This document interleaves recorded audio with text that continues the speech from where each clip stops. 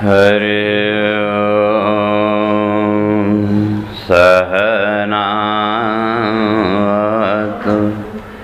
सहनौ भुनक्तु सह वीर्यं करवावहै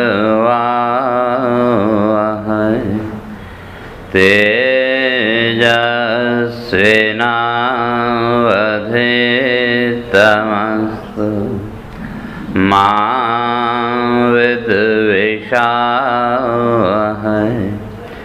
ओम शांति शांति शांति।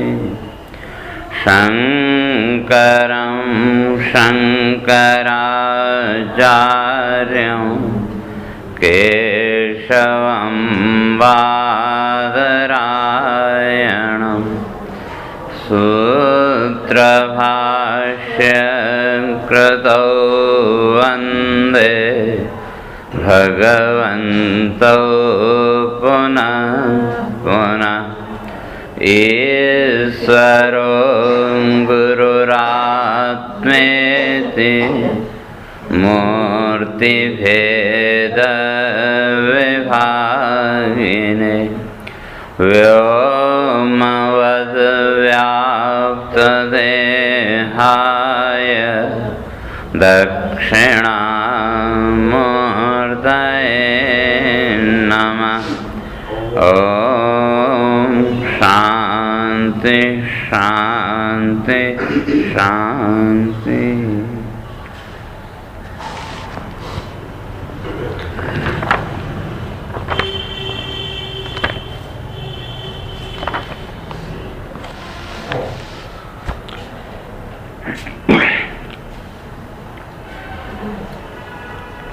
ओम सदा विचारयेत् तस्मात् जगज्जीवपरात्मनः। जीवभाव जगद्भाव बाधे स्वात्मेव शिष्यते। न प्रतीतिस्तयो बाध किन्तु मिथ्यात्वनिश्चय। नो चेत् सुसुप्तिमूर्च्छादौ मुच्येतायत्नतो जनः। परमात्मावशेषोऽपि तत्सत्यत्वविनिश्चय। न जगद्विस्मृतिर्नो चेज्जीवन्मुक्तिर्न सम्भवेत्। परोक्षा च परोक्षेति विद्या द्वेधा विचारय। तत्र परोक्षविद्याप्तौ विचारोऽयं समाप्यते। अस्ति ब्रह्मेति चेद्वेद परोक्षज्ञानमेव तत्। अहं ब्रह्मेति चेद्वेद साक्षात्कारः स उच्यते।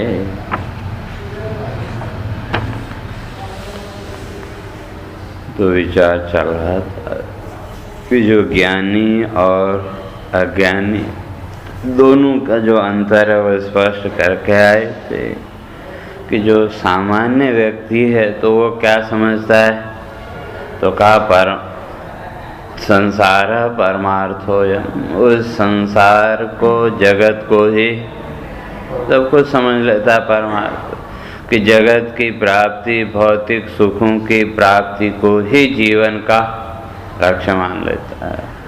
और जो विचारशील व्यक्ति है का वो उस पर नहीं, बल्कि जो मूल तत्व है उस तत्व पर उसकी दृष्टि। और ये जो जगत है तो इसकी पहले चर्चा करके आए थे, तो ये संपूर्ण जगत क्या एक आभास मात्र।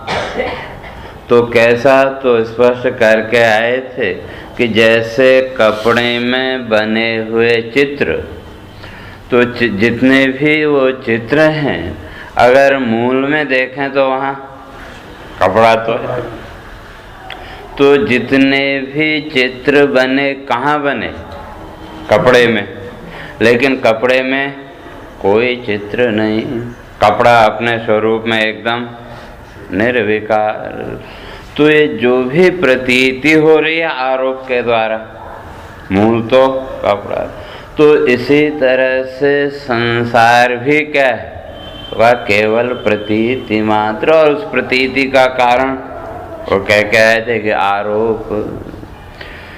तो और ये जो आरोप की प्रक्रिया है, कहते हैं इसी का नाम अविद्या। आरोप का अर्थ कि जो जैसा है नहीं उसमें वैसा आरोप कर लेना। ऐसे लोक व्यवहार में भी एक व्यक्ति को हम बहुत अच्छा मानते हैं, क्यों? उसके ऊपर हमने अच्छे पन्ने का आरोप कर लिया, और आगे चल के कहीं वो व्यक्ति गलत निकला, तब हम क्या कहते हैं कि हमारा सारा विचार ही गलत था, सारा आरोप ही गलत। तो इसी तरह से संसार की जितनी भी वस्तुएं, तो उनमें ये जो आरोप, ये ऐसी है, ये वैसी है, और इस सारे आरोप का कारण कल चर्चा करके आए थे, वही संस्कार। कि जैसे संस्कार होंगे उन संस्कारों के आधार पर वो वस्तु दिखेगी, अच्छी या बुरी। तो इसलिए कहते हैं कि ये जितना भी ये जगत है, ये जितना भी आभास है, तो ये किसका है? तो कहा जीवस्य। जो भी प्रतीति, जो भी ये बात आदि है, जो भी आभास है, ये किसको? जीव को। और जीव भाव भी क्या है? वो भी आरोपित। जो भी जीव भाव है वो भी वास्तविक नहीं है, वो भी आरोपित। जैसे एक व्यक्ति घर में है, तो घर में भी हम अपने ऊपर उन आरोपों को ओढ़ते हैं कि नहीं? परिवार में जो भी रिश्ते नाते हैं, तो उस आधार पर हमने क्या किया? अपने ऊपर एक एक आरोप ओढ़ते चले। कभी भाई, कभी पिता, कभी बेटा इत्यादि, ये सब हम क्या करते हैं? आरोप ही तो ओढ़ते चले। और ऑफिस में गए तो वहाँ का आरोप, और कहीं दूसरी जगह गए तो वहाँ के आरोप।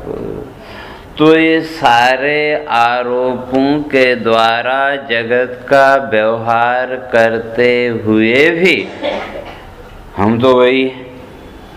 और ये जितने भी आरोप हैं ये सब झूठे, केवल व्यावहारिक उसमें। तो वही कह रहे हैं कि ये जितना भी संसार है ये किसका है? जीवस्य, या जो भी संसार है ये उस जीव भाव में ही है, न आत्म वस्तु न। उस आत्मा में कोई जीव संसार भाव आदि नहीं। तो धीरे धीरे कहते कि जब ये बोध स्पष्ट होगा तो तब किसका बात होगा? तो कहा जगत का बात हो जाएगा। तो उसी को स्पष्ट कर रहे हैं कि जो जगत है, तो जगत हम कहते तो हैं, जैसे मैंने कल भी कहा कि जिसे हम मानते हैं उसे जानते नहीं, और जिसे जानते हैं उसे मानते नहीं। और जहाँ तक संसार की बात है, संसार के बारे में भी जानकारी तो है, लेकिन ज्ञान नहीं है। इसलिए जानकारी और ज्ञान दो भिन्न भिन्न है। तो जानकारी हम कहीं से भी हासिल कर सकते। कोई अच्छी पुस्तक पढ़ ली तो आपको उससे जानकारी होगी, लेकिन जानकारी ज्ञान नहीं है। ज्ञान कब बनेगा? जब उसको हम अपने जीवन में उतारें, या दूसरे शब्दों में कहें तो बार बार उसके विचार के द्वारा जो एक निश्चय की स्थिति, वो स्थिति ज्ञान की। और ज्ञान बिना अनुभव के हो नहीं सकता। किसी व्यक्ति को हमने जलते हुए देखा तो कोई पीड़ा होगी क्या? हाँ, लेकिन उसको जलते हुए देखा तो स्वयं के जलने का जो अनुभव वो सामने आता है, उसके द्वारा हमको बोध होता है नहीं भाई ये पीड़ा होती है, कष्ट होता है इत्यादि। तो कहने का अर्थ है कि जितना भी ज्ञान है, जिसे भी हम ज्ञान कहते हैं, वो ज्ञान अनुभव सापेक्ष, बिना अनुभव के नहीं, उसमें दृढ़ता नहीं आ सकती। और जो जानकारी है वो तो समय के साथ बदलेगी, लेकिन जो ज्ञान एक बार निश्चय हो गया, जो एक बार अनुभव में आ गया, तो फिर वो अनुभव स्थायी। तो इसलिए कहते हैं कि भाई ये जो जगत है, हम जानते तो हैं कि भी जगत मिथ्या है, हम कहते भी हैं सब झूठा है, लेकिन फिर भी इससे निवृत्ति नहीं हुई। उसका कारण क्या? तो कहते हैं मुख्य कारण है विचार की कमी। और संसार बंधन से बचने का एक जो उपाय भगवान शंकराचार्य ने बताया, और कहते हैं क्या कहा? विचार एव तस्य औषधम। कहते हैं संसार के बंधनों से मुक्त होने की एकमात्र जो औषधि है, एकमात्र जो दवा है, वो क्या है? विचार। तो अब विचार किसका करें? तो उसको स्पष्ट करने का, विचारे तस्मात् जगत जीव परात्मन। कहते हैं इन तीन का विचार करना चाहिए। तो क्या क्या? जगत, जीव और परमात्मा। तो जगत क्या है, जीव क्या है और परमात्मा क्या है, कुछ कुछ तो हम जानते हैं। और अगर जगत की बात करें तो ये जो जगत कहो, संसार कहो, तो ये वास्तव में क्या है? वही चलचित्र। क्यों? जीवन, वो जो सीडी है, सीडी आप देख रहे हो तो कोई दृश्य आपको ज़्यादा पसंद आया तो वहाँ तो एक विकल्प है, उसको रिवर्स करके फिर से देख लो। लेकिन जीवन के चलचित्र में वो रिवर्स बटन नहीं है। जो दृश्य एक बार देख लिए, जो दृश्य एक बार निकल गए, वो फिर वापस नहीं मिल सकते, फिर दोबारा उसको नहीं देख सकते। और बचपन से लेकर के आज तक हम दृश्यों को देखने के अतिरिक्त और क्या करते रहे? देखे तो दृश्य, उन दृश्यों के साथ तादात्म्य भाव अपने आप को जोड़ते रहे और उसके कारण स्वयं को सुखी दुखी आदि भी मानते रहे। तो ये जितना भी जगत है, और स्पष्ट करें तो तीन अक्षर हैं, जौ, गौ और तौ। तो जौ से जन्म, गौ से गति और तौ से ताप, है ना, पीड़ा। तो अगर जीवन का या संसार का विश्लेषण करके देखें तो यही तीन चीजें। जन्म हुआ तो उसके साथ साथ शरीर की गति भी होगी और अंत में फिर मृत्यु के बाद की गति। और बचपन से लेकर के मृत्यु के क्षण तक का अगर विश्लेषण करें तो जीवन में ताप के अतिरिक्त और क्या मिला? ताप माने वही पीड़ा, कष्ट। तो विचार अगर करें तो इसलिए यहाँ क्या है? तो जन्म, गति और ताप। और ये सब क्या है? सब झूठे, मिथ्या। आगे स्पष्ट करेंगे कि ये जितना भी जन्म मृत्यु का भाव है, सुख दुख का भाव है, ये सब किसके कारण? का वही अविद्या। क्यों? जो जैसा है ही नहीं उसको जब वैसा मान लिया तो अविद्या, और वो आवरण आया तो विक्षेप तो होगा ही। तो इसलिए कहते हैं तीन का। तो सबसे पहले जो जगत है, संसार है, उसका विचार। और ये जो संसार है ये तो निरंतर गतिशील। जो आज बच्चा है कल युवा हो जाएगा, परसों बूढ़ा हो जाएगा, और जो ये आज युवा है कल, तो संसार निरंतर गतिशील। और हम लोग कहते भी हैं कि भाई संसार है, जगत है, तो जगत है क्या और कब तक है इसकी सत्ता? जिसे भी हम संसार कहते हैं, तो संसार का अस्तित्व कितना? जितना आँखों के सामने सम्मीलने नयनयो नहीं किंचित अस्ति, कि जहाँ आँख बंद हुई सब गायब। और अगर अभी आपसे पूछें आपका संसार कितना, तो ज़्यादा से ज़्यादा ये हॉल का। आपकी पीठ के पीछे क्या आपको पता है? लेकिन वो है तो सही। लेकिन हमारे लिए जो संसार है उसका अस्तित्व कितना? जितना सामने दिख रहा है। और बाकी तो कल्पनाओं में जोड़ते चले जाओ वो अलग बात है। तो जितना दिख रहा है उतना, और जो दिख रहा है वो हमेशा सत्य ही हो और संभव नहीं। और पहले भी चर्चा करके आए थे, जिसे हम संसार कहते हैं उसमें है क्या?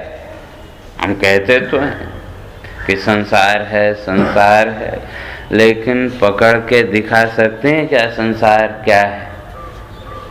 दूसरी जो वस्तुएं हैं उनको हम शब्दों के द्वारा, आकार आदि के द्वारा बता सकते हैं। अमुक वस्तु है, फूल है, तो उसका एक आकार विशेष है। लेकिन जिसे हम संसार करें उसका क्या है? लेकिन फिर भी संसार है कहते हैं कि नहीं? तो ये संसार क्या?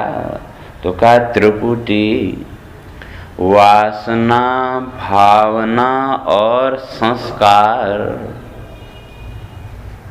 इन तीनों की जो त्रिपुटी है उसका नाम संसार। विचार करके देखो तो इन तीन के अतिरिक्त संसार नाम की और कोई चीज है ही नहीं। कुछ भावनाएं, और भावनाएं जब दृढ़ हुई तो वासना बनी, और वो वासना फिर नए संस्कारों को जन्म देगी, और वो संस्कार फिर आपके अंदर एक नई भावना को बनाएंगे, वो भावना फिर वासना बनेगी, फिर संस्कार। तो ये त्रिपुटी का जो चक्र है निरंतर चलता रहता है, बस इसी का नाम संसार। और ये सारे के सारे आरोपित।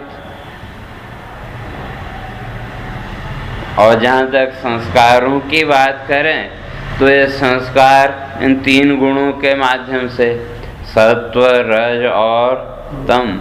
और ये तीनों गुण किसके? माया भगवती के, आत्मा के तो हैं नहीं। तो इनको भी हमने क्या किया? अपने में आरोपित कर लिया, और उसके अनुसार अपने को सुखी, दुखी, ज्ञानी इत्यादि मानने लगे। तो कहने का अर्थ ये कि ये जितना भी जगत है ये दृश्य से अतिरिक्त और कुछ नहीं। और ये जो भी दृश्य, दृश्य भी झूठे। जो भी दृश्य हमने देखा वो दृश्य सच्चा है ऐसा नहीं। जैसे वो चलचित्र में या टीवी पे या पर्दे पर आपने जितने भी दृश्य देखे, वो दृश्यों की वास्तविकता क्या है? प्रकाश के अतिरिक्त और कुछ नहीं। पीछे से प्रकाश मिलेगा तो वो दृश्य दिखेंगे, अगर प्रकाश न हो तो कहने का अर्थ है जितने भी जगत का प्रपंच है, जितना भी ये जगत का, ये सारे के सारे दृश्य मात्र, या दूसरे शब्दों में वही चलचित्र।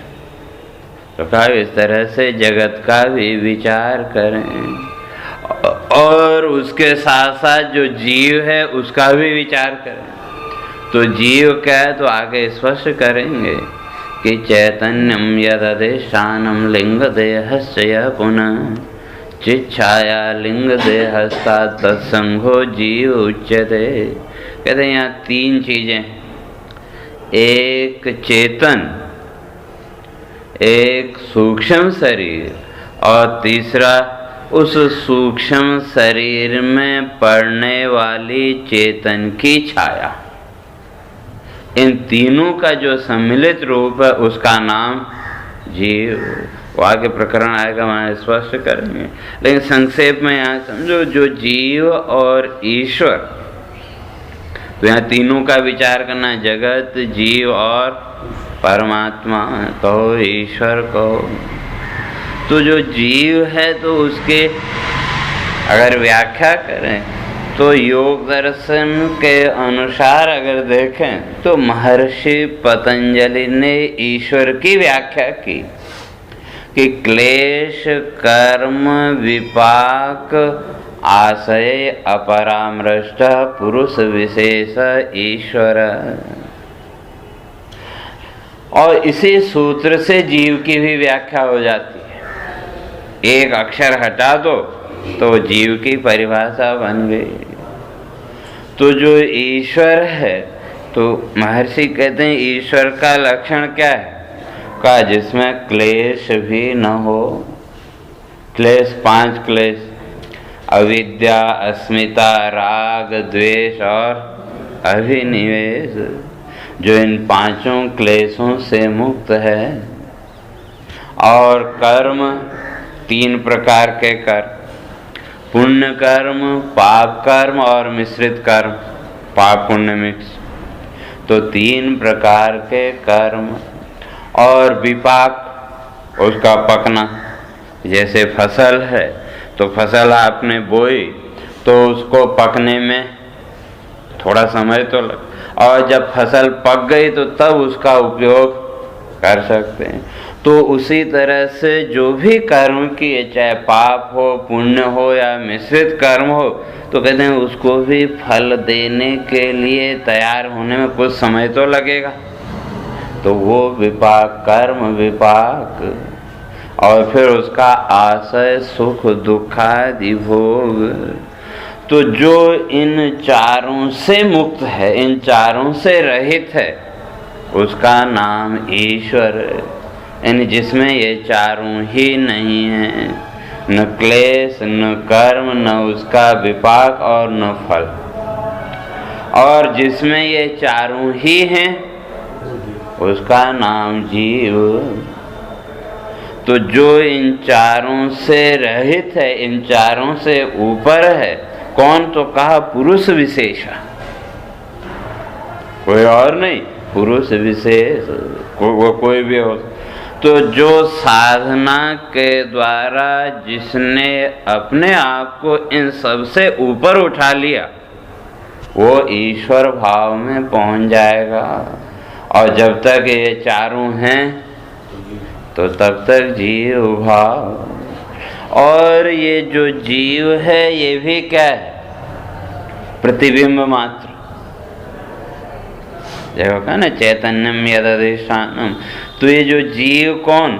तो कहते हैं कि उस सूक्ष्म शरीर में पड़ने वाली चेतन की जो छाया है, छाया, लेकिन उस छाया को ही हमने अपने अज्ञान के कारण मैं मान लिया। जैसे शरीर को ही लें तो उस छाया को हमने कहाँ आरोपित किया है? शरीर के साथ जोड़ा, तो शरीर भी तो उसी से चल रहा है, लेकिन शरीर को क्या मान लिया कि मैं। और जैसे कल भी कहा कि जो दर्पण है, तो दर्पण का काम है परावर्तन। जो भी लाइट सामने से आई उसको परावर्तित करेगा। और दर्पण जितना टेढ़ा होगा, प्रकाश की किरणें उतनी बाहर निकलेंगी, और जितना सीधा होगा जहाँ से आई उस ओर। तो हम सब लोगों का अंतःकरण रूपी जो दर्पण है वो क्या? टेढ़ा है। उसको सीधा करने की भी हम कोशिश करते हैं। कब? जब सुबह ध्यान आदि में बैठते हैं तो ध्यान आदि की प्रक्रिया क्या है? अपना जो दर्पण टेढ़ा हुआ है उसको सीधा करना, और थोड़ी देर के लिए सीधा हो भी जाए तो ज़्यादा तो देर जाए तो प्रकाश की किरणें आई उस अंतःकरण में सूक्ष्म शरीर से टकराई और वहाँ से उनका परावर्तन इन इंद्रियों के द्वारा तो कहाँ? बाह्य जगत में। उसमें शरीर भी ले लो तो सबसे पहला जो परावर्तन हुआ वो कहाँ? शरीर। और शरीर का भी बोध कब होगा? जब संस्कार। सुबह आपकी आंख खुली तो आंख खुलते ही आपको मैं सुखी हूँ, दुखी हूँ इत्यादि ज्ञान हो जाता है क्या?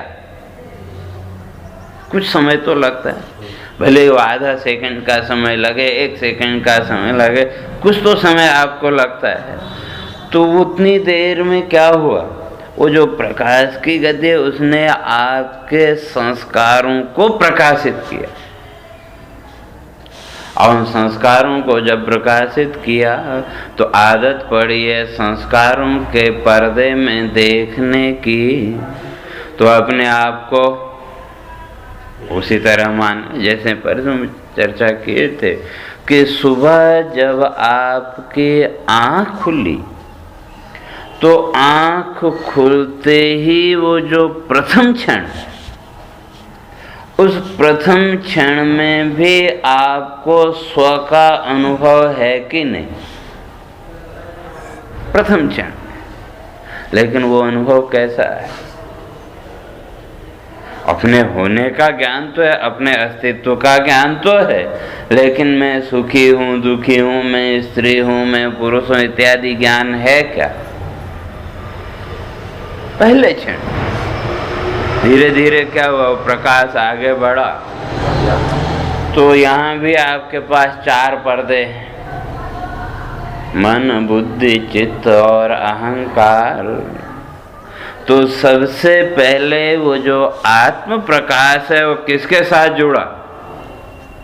आपके उस अहंकार के साथ। तो प्रक्रिया वही समझो मोबाइल की तरह, जैसे आपने किसी का नंबर मिलाया तो सबसे पहले वो जो तरंगें हैं वो कहाँ गई? सैटेलाइट या टावर जो भी है, और वहाँ असंख्य नंबर है, लेकिन जिसका नंबर आपने मिलाया वो उस टावर से होके उस मोबाइल सेट तक गई। तो ठीक इसी तरह से यहाँ भी क्या हमारा नंबर वो ऑटोमेटिक उसमें फिट है कि जैसे ही आँख खुली तो वो प्रकाश, या यूँ कहें कि हमारा नंबर डायल हो गया, तो वो प्रकाश की किरणें पहले समष्टि अहंकार और वहाँ से फिर हमारे व्यष्टि अहंकार के साथ जुड़ी। तो एक हल्का सा बोध नहीं मैं हूँ, एक क्षण पहले केवल होने का बोध, और जब उस अहंकार के साथ आप जुड़े तो मैं पना आ गया।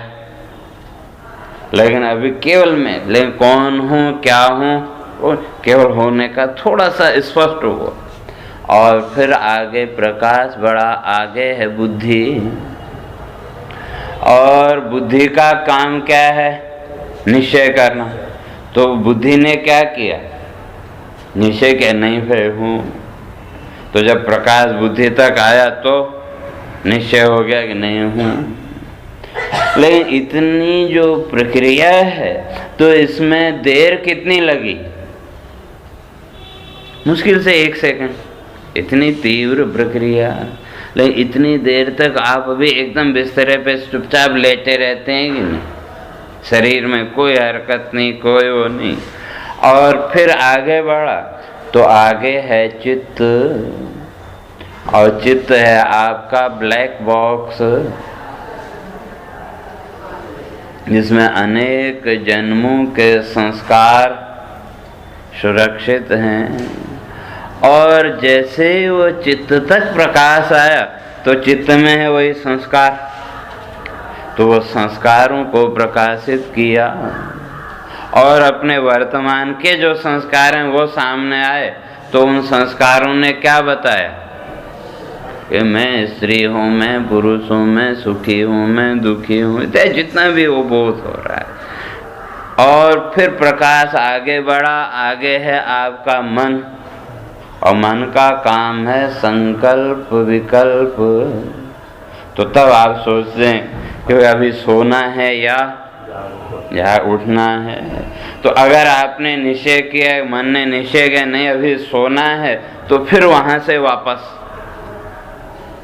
और मन ने कहा नहीं उठना है, तो मन का ये निश्चय कर दे कि नहीं उठना है, तो तुरंत आपके संपूर्ण शरीर में एक ऊर्जा आ जाती है कि नहीं, और उससे पहले तक एकदम मुर्दे की तरह शरीर पड़ा हुआ है। तो जो ये जीव भाव आया कब? जब उन संस्कारों के साथ हम जुड़े, या सीधे कहें कि वो जो आत्म प्रकाश है चलते चलते जब वो चित्त के साथ जुड़ा, तो चित्त में वो संस्कार हैं कि मैं स्त्री हूँ, मैं पुरुष हूँ, मैं जीव हूँ, मैं ये नाना प्रकार के, तो प्रकार प्रकाशित हुए और हमने उसी को मैं मान लिया।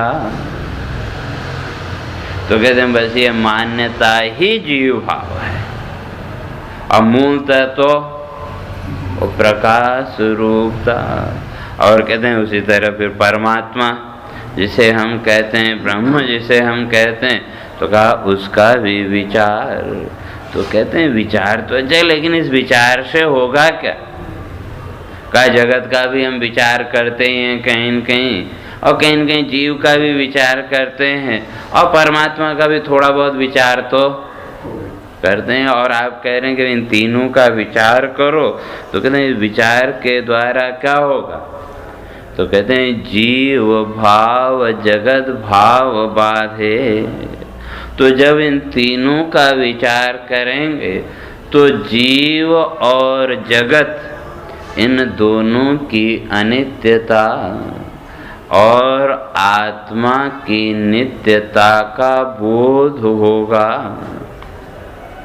तो उस बोध से आत्मा को तो आपने कह दिया, समझ लिया, आगे स्पष्ट करेंगे कि आपको कहना आत्मा नित्य है, तो आपने कह दिया और हमने सुन लिया, हो गया, ज्ञान तो हो गया, बोध तो हो गया। तो कहते हैं नहीं, इसका नाम बोध नहीं है। तो बोध क्या होगा? कहते हैं जब विचार के द्वारा जब जीव भाव और जगत भाव इन दोनों का बाध हो जाए, जो अभी तक जो भी जीव भाव और जगत भाव है, तो इस विचार के द्वारा इसका बाध होगा।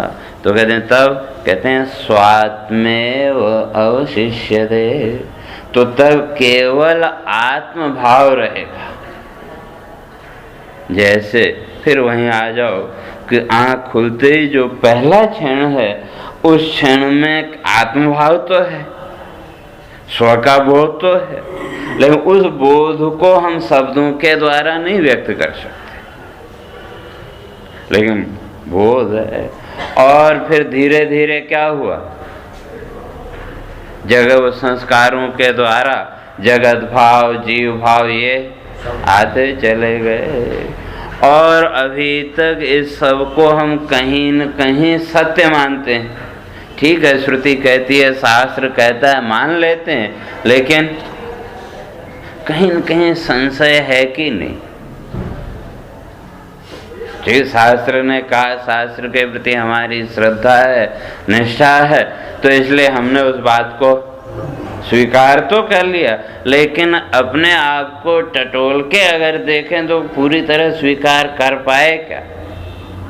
क्यों सामने जगत दिख रहा है और दूसरी तरफ श्रुति इस सब को मिथ्या कहती है, तो एक संशय कहीं न कहीं हल्का सा संशय तो है। तो उस संशय की निवृत्ति बिना विचार के हो नहीं सकती, और जब विचार करेंगे तो कुछ न कुछ पकड़ में आएगा, और जब एक बार बात पकड़ में आ गई तो फिर उसके बारे में कोई संशय नहीं रहेगा। तो इसलिए कह रहे हैं कि इसके द्वारा क्या होगा, विचार के द्वारा जीव भाव जगत भाव बाधे। जीव भाव और जगत भाव का क्या हो जाएगा, बाध हो जाएगा। तो तब कहते हैं स्वात्मेव अवशिष्यते, केवल एकमात्र वो जो आत्म भाव है वो आत्म भाव ही रहेगा। तो फिर कहते हैं कि भाई आप ठीक है, आप ये कह रहे हैं, लेकिन कहा कि भाई जो सुसुप्ति अवस्था है, तो सुसुप्ति में तो जीव भाव भी नहीं प्रतीत होता है, जगत भाव भी नहीं प्रतीत होता, गाढ़ निद्रा की अवस्था है। और आप मुक्ति या मोक्ष का जो लक्षण कर रहे हैं आत्मबोध का, वो क्या है, जगत भाव और जीव भाव का हट जाना। तो कहा ये तो सुसुप्ति में तो अपने आप हट गया, कुछ करने की जरूरत क्या है। सुसुप्त जब गाढ़ निद्रा में गए तो मैं स्त्री हूँ, मैं पुरुष हूँ इत्यादि भावों में से कोई भाव रहता है क्या, कोई भाव नहीं। तो कहते हैं जीव भाव का तो बाध हो गया, और जब जीव भाव का बाध हुआ तो उसके साथ साथ जो जगत भाव है उसका भी बाध हो गया। तो कहते हैं वो तो मुक्त हो गए। जो शिष्य है वो प्रश्न कर रहा है कि आपने जो विचार का फल बताया, इतना ही बताया कि जीव भाव और जगत भाव का बाध हो जाना। तो शिष्य कहता है वो तो सुसुप्ति में हो जाता है, या जो मूर्छा अवस्था है, कहते हैं उस मूर्छा अवस्था में बाध हो जाता है। तो कहा तब तो मुक्त हो ही गए, तो फिर तो कुछ करने की जरूरत नहीं। तो तब उसका उत्तर देते नहीं, ऐसा नहीं कह सकते कि जो सुसुप्ति अवस्था है, तो सुसुप्ति अवस्था में जीव भाव का बाध नहीं है, या जो जगत भाव है उसका भी बाध नहीं है। केवल इतना ही है कि उसकी प्रतीति नहीं हो रही। तो फिर कहते हैं जो प्रतीति न होना ही तो बाध है। कहते हैं नहीं, हमारी जो परिभाषा है उसमें प्रतीति न होना बाध नहीं है। तो प्रतीति नहीं हो रही है इसलिए वस्तु नहीं है, ऐसा नहीं कह सकते। आपकी पीठ के पीछे जो वस्तु है उसकी प्रतीति है क्या, लेकिन फिर भी वस्तु नहीं है ऐसा तो नहीं कह सकते। तो इसलिए कहते हैं न अप्रतीतिस्तयो बाध किंतु मिथ्यात्व निश्चय। कहते हैं बाध का अर्थ हम यहाँ प्रतीति नहीं होना ऐसा नहीं, बल्कि बाध का अर्थ मिथ्यात्व निश्चय, उस वस्तु में मिथ्यात्व का निश्चय। और ये जो निश्चय है कहते हैं ये बिना विचार के हो नहीं सकता। और जब मिथ्यात्व का निश्चय हुआ तो कहते हैं बाध करने की जरूरत नहीं है, अपने आप होता चला जाए। जैसे फिर वही उदाहरण कि बचपन में खिलौनों से खेलते रहे, लेकिन जैसे जैसे ये बोध हुआ कि ये जो खिलौने ये सब झूठे हैं, तो बोध जैसे जैसे होता गया और खिलौने अपने आप छूटते चले गए। तो उसी तरह से कहते हैं कि वो जो बोध है, विचार है, वो विचार क्या करेगा, ये प्रतीति नहीं होगी ऐसा नहीं कि जो ज्ञानी है उसको संसार नहीं दिखता है ऐसा नहीं है। दृश्य तो उसके भी सामने आएंगे, बस जो सामान्य व्यक्ति है वो इन दृश्यों की जो प्रतीति है उसको सत्य मान लेता है, और जो विचारशील व्यक्ति है उसकी दृष्टि में वो प्रतीति असत मिथ्या। बस अंतर इतना ही। जैसे यूँ समझो कि ना स्वप्न, कोई अच्छा स्वप्न हमने देखा, बहुत बढ़िया स्वप्न देखा,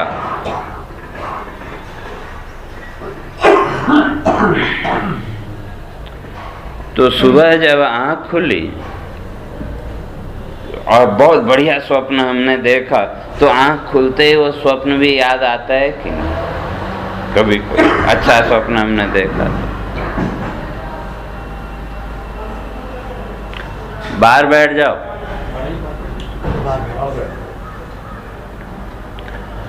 तो वो जो स्वप्न है, तो जो स्वप्न सवेरे हमने देखा जब आँख खुली, तो आँख जब खुली, स्वप्न में जो प्रतीति हमको स्वप्न की अवस्था में हुई थी, सुख दुख आदि की जैसी प्रतीति हुई थी, अब जब जागृत अवस्था में उसी स्वप्न को देख रहे हैं तो प्रतीति वैसी ही होती है कि उससे अलग। जो भी स्वप्न में सुख दुख का हमने अनुभव किया और जागृत में कोई बढ़िया स्वप्न था, फिर याद आ गया, तो स्वप्न याद आते ही हम वो पूरा स्वप्न देख लेते हैं कि नहीं। और जो सुख दुख की प्रतीति आपको स्वप्न की अवस्था में हुई थी, वही प्रतीति अभी जागृत में भी होती है कि नहीं? प्रतीति तो हो रही है, सुख का भी पता लगता है, दुख का भी पता लगता है, लेकिन अंतर सत्य और असत्य का। स्वप्न में उस प्रतीति को हम सत्य मान रहे थे और अब जागृत अवस्था में उसको असत मान रहे हैं। प्रतीति तो हुई, लेकिन उसके साथ अपने आप को जोड़ा नहीं। तो इसी तरह से जो ज्ञानी और अज्ञानी, या जो सामान्य व्यक्ति है और जो ज्ञानी है, जिसको आत्मबोध हो गया, जिसका जगत भाव और जीव भाव इन दोनों का जिसके लिए बाध हो गया, उसको भी दृश्य तो दिखेंगे, प्रतीति तो होगी, सर्दी गर्मी भी लगेगी, सुख दुख की भी प्रतीति होगी, लेकिन अंतर ये सत्यत्व और मिथ्यात्व का। तो उसका उसमें निश्चय है मिथ्यात्व का, और जो सामान्य व्यक्ति है उसका निश्चय सत्यत्व का। वही यहाँ कह रहे हैं कि केवल जो प्रतीति का न होना, इसका नाम बाध नहीं है। जैसे सुसुप्ति में अगर उसको ही हम बाध माने तो क्या फिर तो सब मुक्त हो जाने चाहिए, बिना किसी प्रयास के, बिना किसी प्रयत्न के सब मुक्त हो जाते। लेकिन ऐसा तो आज तक देखा नहीं गया। तो कहते हैं वो फिर मुक्ति का क्या कहते हैं? मिथ्यात्व निश्चय। ये जितना भी ये जगत भाव और जीव भाव है, कहते हैं इसमें मिथ्यात्व का निश्चय होना वही मोक्ष का लक्षण। तो मिथ्यात्व का जब निश्चय हुआ तो कहते हैं वो फिर आत्म भाव में पहुंचेगा। तो कहते हैं ठीक है, हमने मिथ्यात्व का निश्चय कर लिया तो इतने से मुक्ति हो जाएगी क्या? कहते हैं अभी एक सीढ़ी आगे और। तो वह कहते हैं परमात्मा वशेषोपि तत्सत्यत्व विनिश्चय न जगत विस्मृतिर्नो चेत जीवन मुक्ति संभवेत्। कहते हैं केवल बाध हो जाना, यह जो जगत और जो जीव भाव है इसमें मिथ्यात्व का निश्चय हो जाना, इतना ही मोक्ष नहीं। कहते हैं ये निश्चय होने के बाद फिर क्या करना पड़ेगा? जैसे पहले कह के जब इसका बाध हो जाएगा, परमात्मा वशिष्यते, केवल जो आत्म भाव है वो बचा रहेगा। कहते हैं अब उस आत्म भाव में क्या करना? तत्सत्यत्व विनिश्चय, कि वो जो आत्मा है वो ही सत्य है, ऐसा निश्चय करना। तो दो निश्चय हो गए, एक जो जगत और जीव भाव है उसमें मिथ्यात्व का निश्चय, और जो आत्मा है उस आत्मा में सत्यत्व का निश्चय। तो कहते हैं जब तक ये दो कसौटियाँ पूरी नहीं होंगी तो तब तक मोक्ष की कल्पना नहीं करना। इसलिए आत्मा के सत्यत्व का निश्चय और जगत के मिथ्यात्व का निश्चय। तो इसलिए कहते हैं कि वे जगत के मिथ्यात्व का निश्चय हो गया तो फिर जगत की तो विस्मृति हो जानी चाहिए।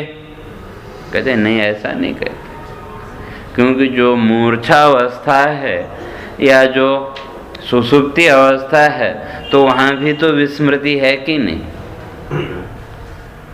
सुषुप्ति में जगत की कोई स्मृति नहीं। और उसी तरह से जो मूर्छावस्था है उसमें भी तो कहते हैं केवल जगत की विस्मृति हो जाना या जगत की प्रतीति न होना, इसका नाम मोक्ष नहीं है। क्यों कि जब आप सुषुप्ति में गए तो वहाँ जगत के संस्कार तो हैं। अगर वो संस्कार नहीं होते तो एक बार सुषुप्ति में जाने के बाद फिर दोबारा वापस नहीं आना चाहिए था। तो फिर दोबारा जागृत अवस्था में आए कैसे? कहते हैं वही संस्कार। तो जितने वो सुषुप्ति के संस्कार थे वो आपको वहाँ तक ले गए और फिर जागृत के संस्कार सामने आए तो सुषुप्ति से आपको फिर खींच के ले आए। तो जगत के संस्कार जागृत अवस्था के और स्वप्न के जो संस्कार हैं वो क्या हो गए वहाँ सूक्ष्म रूप में, और फिर धीरे धीरे चलते गए। और उसी तरह से जो मूर्छावस्था है, बेहोशी है, तो हम लोग क्या समझते हैं कि बेहोशी में है तो उसको कुछ पता नहीं है। मंत्र कहता है ऐसा नहीं, मुग्धे अर्ध संपत्ति। कहते हैं वो जो मुग्धावस्था है, मूर्छावस्था है, तो कहते हैं उस समय भी आधी संपत्ति तो रहती, आधा ज्ञान तो रहता है। हाँ ठीक है, वो बाहर से नहीं वो, लेकिन फिर भी अंदर कुछ न कुछ ज्ञान का अंश तो रहता ही। तो इसलिए कहते हैं कि वही जो जगत की विस्मृति है वो तो किसी त्रुटि के कारण भी हो सकती है, और भी हो सकती है, लेकिन वो विस्मृति हो जाना ही मोक्ष और नहीं कह सकते। तो मोक्ष का तो कहते हैं ये जगत भाव का बाद और आत्म भाव में सत्यत्व का निश्चय, तो कहते हैं यही जीवन मुक्ति का लक्षण। तो अगर ये नहीं हुआ तो कहते हैं नोचेत जीवन मुक्ति न संभवेत। अगर ये दोनों काम नहीं हुए कि जगत और जीव में मिथ्यात्व का निश्चय, आत्मा में सत्यत्व का निश्चय, अगर ये दो नहीं हुए तो जीवन मुक्ति भी नहीं। और यदि जीवन मुक्ति नहीं हुई तो विदेह मुक्ति भी नहीं हो सकती। कई लोग क्या कहते हैं भाई मरने के बाद मुक्त हो जाएंगे, ये केवल व्यर्थ की कल्पना है। जीते जी अगर मोक्ष की अवस्था तक, जीवन मुक्ति की अवस्था तक नहीं पहुँचे तो मरने के बाद आपको कोई मुक्त करने वाला नहीं है। इसलिए मुक्ति चाहिए तो जीते जी और जीवन मुक्ति की अवस्था तक पहुंचना पड़ेगा। फिर उसके बाद विदेह मुक्ति अपने आप हो जाएगी, उसके लिए कुछ करने की जरूरत नहीं है। तो इसलिए उसी को आगे कह रहे हैं कि भाई ये बोध आएगा कहाँ से? फिर जगत के मिथ्यात्व का निश्चय और आत्मा के सत्यत्व का निश्चय, तो ये होगा कैसे? तो कहते हैं उसके लिए तो विद्या की जरूरत है। और ये जो विद्या है ये विचार जन्य, और ये दो प्रकार की, एक परोक्ष और एक अपरोक्ष। तो ये कहते हैं परोक्षा च अपरोक्षेति विद्या द्वेधा विचारजा तत्र अपरोक्ष विद्याप्तो विचारोयम समाप्यते। तो फिर शिष्य कहते हैं कि ये जो विचार आपने कहा, पहले कहा जगत जीव परमात्मन, इन तीन का विचार करना चाहिए। तो कहते हैं ये विचार कब तक करना पड़ेगा? तो जगत का भी हमने विचार किया, पता लग गया जगत कैसा है, और जो जीव है उसका भी विचार किया, उसका भी पता लग गया, आत्मा का भी विचार किया तो उसका भी थोड़ा पता लग गया। कहते हैं अभी विचार कितना करना है? तो कोई सीमा तो होनी चाहिए। तो आगे स्पष्ट करेंगे आतत्वावबोधनात्, जब तक तत्व का बोध नहीं हो जाए तो तब तक विचार। तो ये कह रहे हैं ये विचार कैसे करें? कहते हैं उसकी दो प्रक्रियाएं हैं। विचार के द्वारा जो विद्या प्राप्त होगी तो वो दो तरह, एक परोक्ष और एक अपरोक्ष। तो ये जितने भी शास्त्र हैं, चाहे उपनिषद ले लो, गीता, भागवत, रामायण आदि जो भी ग्रंथ हैं, तो इन ग्रंथों में जो विद्या वो क्या है? परोक्ष। तो ये जो परोक्ष विद्या ये केवल बाह्य है उसके लिए। जैसे आपको कहीं जाना हो, किसी नई जगह जाना हो, तो जो पहले वहाँ गया हुआ उससे पूछते हैं कि भाई वहाँ कैसे जाना है, कैसा है। तो जो वहाँ जाके आया उसने कुछ शब्दों के द्वारा उस जगह का वर्णन किया, तो उन शब्दों के माध्यम से हमने क्या किया? उस जगह का एक खाका, एक आकार अपने दिमाग में बना लिया। तो ये जो बोध हुआ ये क्या? ये परोक्ष। उस जगह का आपको कुछ पता नहीं, केवल शब्दों के द्वारा एक काल्पनिक चित्र हमने बनाया। या उसी तरह से ईश्वर को लें या आत्मा की बात करें, ठीक है, हमने शास्त्र आदि को पढ़ा, विचार किया, तो उसके द्वारा ईश्वर की या आत्मा की जो भी हमारी कल्पना है वो क्या एक रेखा चित्र से ज़्यादा और कुछ नहीं। अगली बार कोई नया शब्द मिलेगा तो फिर वो बदल जाएगा। तो ये जो केवल बाह्य जो वर्णन करने वाली विद्या वो परोक्ष। तो ये जितने भी शास्त्र हैं ये सब क्या है? वही परोक्ष विद्या। आपको बाहर से वो बता देगी वहाँ ऐसा है ऐसा है, लेकिन वास्तविकता का पता कब लगेगा? जब आप वहाँ पहुँचेंगे तो उसकी वास्तविकता का आपको बोध होगा। और बोध कहो या अनुभव कहो, तो उस अनुभव को या उस बोध को फिर आप शब्दों के द्वारा व्यक्त नहीं कर सकते। तो ये कह रहे हैं कि परोक्षाच अपरोक्षाच। कहते हैं विचार के लिए ये दो जो विद्याएं हैं ये विचार से उत्पन्न होने वाली। तो पहले परोक्ष विद्या शास्त्र आदि के द्वारा उसका विचार करना, उस विचार के द्वारा एक निश्चय पर पहुंचना भी नहीं है ऐसा है। तो फिर कहते हैं अपरोक्ष विद्या, और फिर उस रास्ते पर चलना। और जब चलेंगे, जब पहुंचेंगे तो उसकी वास्तविकता का वो, तो जब उसका आपको प्रत्यक्ष हो गया तो कहते हैं विचारोयम समाप्यते। विचार अपने आप समाप्त हो जाए। विचार समाप्त करने की, छोड़ने की जरूरत नहीं पड़ेगी। जैसे कभी किसी बात पे आप विचार कर रहे हो तो बार बार विचार करते हैं, और जब विचार करते करते एक निष्कर्ष पर आप पहुंच गए तो वो विचार अपने आप समाप्त हो जाता है कि नहीं? तो कहते हैं उसी तरह से ये जो आत्म विचार है, ये जब आपको उस आत्मा का प्रत्यक्ष होगा, आत्मा का साक्षात्कार होगा, तो तब ये विचार भी अपने आप निवृत्त हो जाएगा। तो कहते हैं कि ये उसका लक्षण क्या होगा? ठीक है, परोक्ष तो ये बाह्य, और इसको तो पहले कह के ये तो सब प्रतीति मात्र। तो कहा उसका आत्मा का जो साक्षात्कार है, यह जो परोक्ष विचार है, तो कहते हैं इसका भी लक्षण क्या होगा? तो कहते हैं उसकी भी चर्चा करेंगे। उसकी चर्चा अपने फिर कल करेंगे। आज तो सीधे होके बैठे। हरे